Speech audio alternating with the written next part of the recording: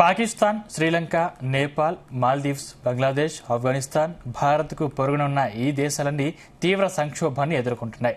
రాజకీయ, ఆర్థిక సంక్షోభంలో కొట్టుమిట్టాడుతున్నాయి. భారత్ మాత్రం ఆర్థిక మాంద్యం బారిన పడకుండా జాగ్రత్త పడుతుంది. 2020లో కరోనా కల్లోలం సమయంలో కూడా ఆర్థిక మాంద్యాన్ని తట్టుకుని భారత్ నిలబడింది. తాజాగా అమెరికా ఆర్థిక మాంద్యంతో స్టాక్ మార్కెట్లు కుప్పకూలాయి. అయినప్పటికీ మన దేశ ఆర్థిక వ్యవస్థ పటిష్టంగా ఉందని కేంద్ర ప్రభుత్వం విశ్వసిస్తోంది. పొరుగు దేశాల ప్రభావం మన దేశంపై పడకుండా జాగ్రత్త పడుతోంది. పైగా మన పొరుగు దేశాలకు ఆర్థిక సాయం చేసిన ఘనత కూడా భారత్కు దక్కుతోంది.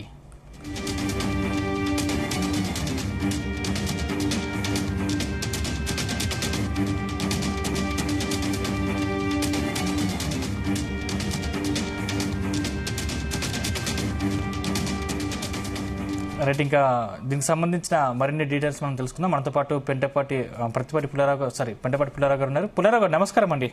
నమస్కారం, చెప్పండి సార్. అంటే ఈ ఆర్థిక మాంద్యం తట్టుకొని కూడా భారత్ ఇంతకుముందు నిలబడింది. ఇప్పుడు ఈ మన చుట్టుపక్కల ఉన్న దేశాలు కూడా ఆర్థిక సంక్షోభాన్ని ఎదుర్కొంటున్నాయి, అలాగే సైనిక పాలన కూడా ఎదుర్కొంటున్నాయి. దీని ద్వారా భారత్కు ఎటువంటి ముప్పు పొంచి ఉందంటారు? భారతదేశం వేరే పరిస్థితిలో ఉన్నాయి. 1947 నుంచి మన దేశం సిస్టంలో మార్పులు లేవు. మిలిటరీ రూల్ లేదు. 18 ఎలక్షన్లు కండక్ట్ చేశాం. అధికారంలోకి వచ్చే ప్రభుత్వం దిగిపోయి ఓడిపోతే చక్కగా వెళ్ళిపోతుంది. పర్ఫెక్ట్ డెమోక్రసీ ఉన్నది. హక్కులు పెంచాం. తర్వాత అన్ని విధాలుగా ఆర్థిక వ్యవస్థ పెరిగింది.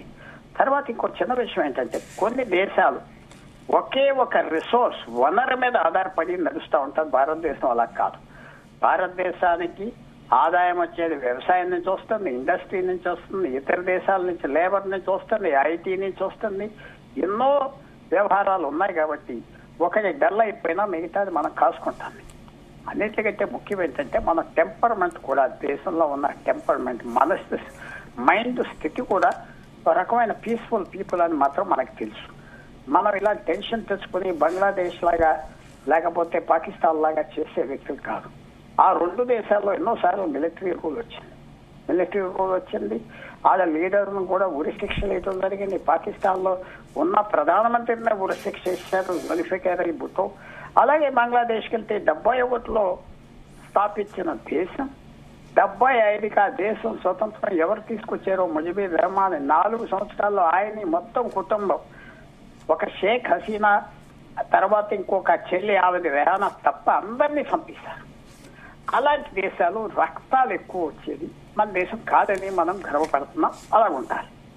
అందువల్ల ఇతర దేశాలు, శ్రీలంక ఉన్నారంటే అక్కడ కూడా ఎన్నో తేడాలు వచ్చి వాళ్ళకి ఇండస్ట్రీ సరిగ్గా పనిచేయకపోవటం, ఎకనామిక్ పాలసీ సరిగ్గా లేకపోవటం, వారికి కూడా ఇలాగ డిప్రెషన్స్ వచ్చింది. నేపాల్ సంగతి ఏంటంటే అన్రెస్ట్ ఎక్కువైపోయింది. 2006లో అక్కడ ఉండే 200-300 సంవత్సరాల నుంచి ఉన్న మహారాజాను తీసి ఏదో డెమోక్రసీ అని పెట్టి సంవత్సరానికి ఒక ప్రధానమంత్రి మారుతున్నాడు. 2006 నుంచి ఏ ప్రభుత్వం సంవత్సరం కంటే ఎక్కువ ఉండట్లేదు, అస్థిరం ఉన్నాడు. సో వాళ్ళతో మనం కంపేర్ చేసుకోవటం కష్టం భారతదేశం. అందువల్ల మనం చాలా వరకు మొదలు వచ్చేసాం, వాళ్ళు వెనక్కి ఉండిపోయారు. అయితే ఇది భారతదేశం బాగుంటుందంటే చాలా జాగ్రత్తగా ఉండాలి. చాలా ఆర్థిక వ్యవస్థను మనం కాపాడుకోవాలి.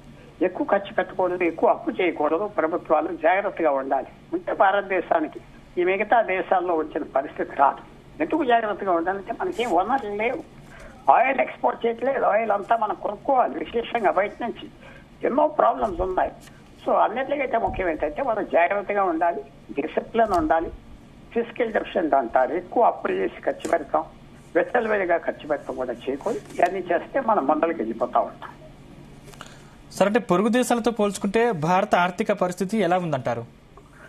పొరుగు దేశాలతో పోల్చుకుంటే ఒక రకంగా బాగున్నది, కానీ అది న్యాయమైన పోలికలు కాదు. ఎందుకంటే ఆ దేశాలకు వేరే పరిస్థితి ఉంటాయి.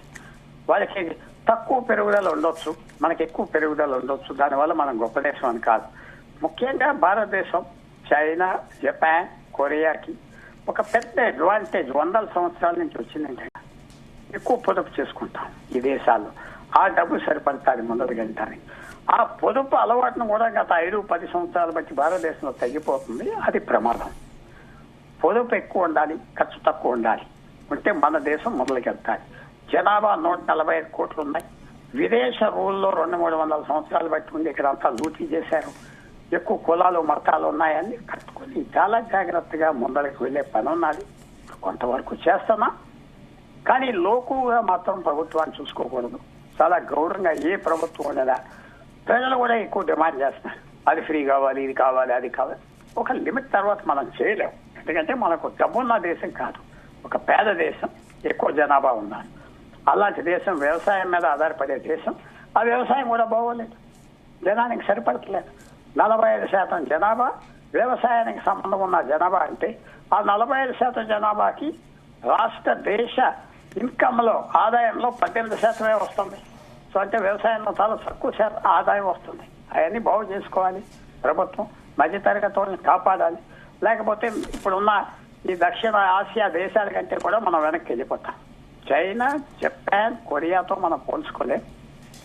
ఈ సౌత్ ఏషియన్ దేశాలు, బంగ్లాదేశ్, పాకిస్తాన్, నేపాల్, శ్రీలంకతో మనం చాలా అడ్వాన్స్గా ఉన్నాం. మిడిల్ ఇన్కమ్ ట్రాప్ అంటారు. మధ్య తరగతి ఇన్కమ్ రాగానే ఇంకా పెరగం దేశాలు. ఆ స్టేజ్ లో ఉన్నాం. మధ్య తరగతి ఇన్కమ్ నుంచి ఇంకా పైకి వెళ్ళాలంటే చాలా పని చేయాలి, చాలా అలవాట్లు మార్చుకోవాలి.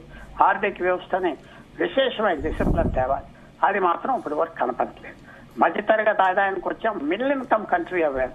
అక్కడే ఉండిపోతామా? అక్కడి నుంచి బయటకు వస్తావా? ప్రజల మీద ఆధారపడి ఉన్నారు.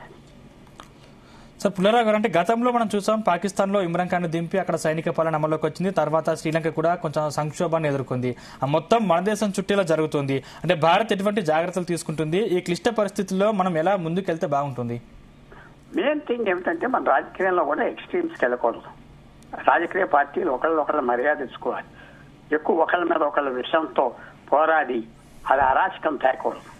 ఆ స్టేజ్ వస్తుంది. గత 15 సంవత్సరాలు బట్టి, 20 సంవత్సరాలు బట్టి చూసేది ఏంటంటే విశేషమైన కాంపిటీషన్, గొడవలు పడిపోతున్నారు అధికారం కోసం.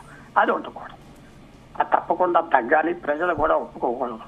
ఇలాంటి గొడవలకి, కులాలకి, మతాలకి వచ్చే తగ్గులు కూడా తగ్గించాలి. రాజకీయ పార్టీ డిసిప్లిన్ గా ఉండాలి. కరప్షన్ ఉండకూడదు.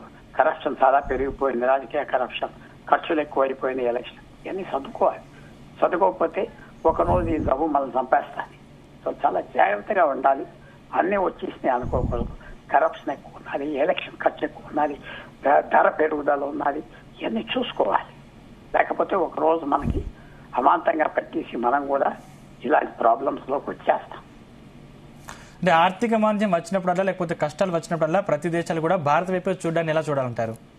భారతదేశం కొంచెం తప్పింది. ఎందుకంటే మనకి ఆహార ప్రాబ్లం లేదు, ఎక్కువ తిండి వేస్తున్నాం, జాగ్రత్తగా ఉన్న పరిస్థితి. మనకి 7,000 సంవత్సరాల నుంచి ఉన్న చరిత్ర అయిన దేశం. మిగతా దేశాలకు అంత చరిత్ర ఉన్నదా? మనకున్న నాలెడ్జ్ వేరు. ఎప్పటి నుంచో చదువు ఉన్నది, మనకి లాంగ్వేజ్ ఉన్నది. 4,000 సంవత్సరాలు బట్టి భాష ఉన్నది. దక్షిణాది ఈక్వేటర్ కింద ఒక లాంగ్వేజ్ లేదు, ఒక స్క్రిప్ట్ లేదు. మనకు ఉన్నది. మిగతా దేశాల కంటే ముందల భారతదేశానికి స్క్రిప్ట్ ఉన్నది, ఎక్కువ నాలెడ్జ్ ఉన్నది. మనం నాలెడ్జ్ సమాజం, జ్ఞాన సమాజం, అది మెయింటైన్ చేసుకోవాలి.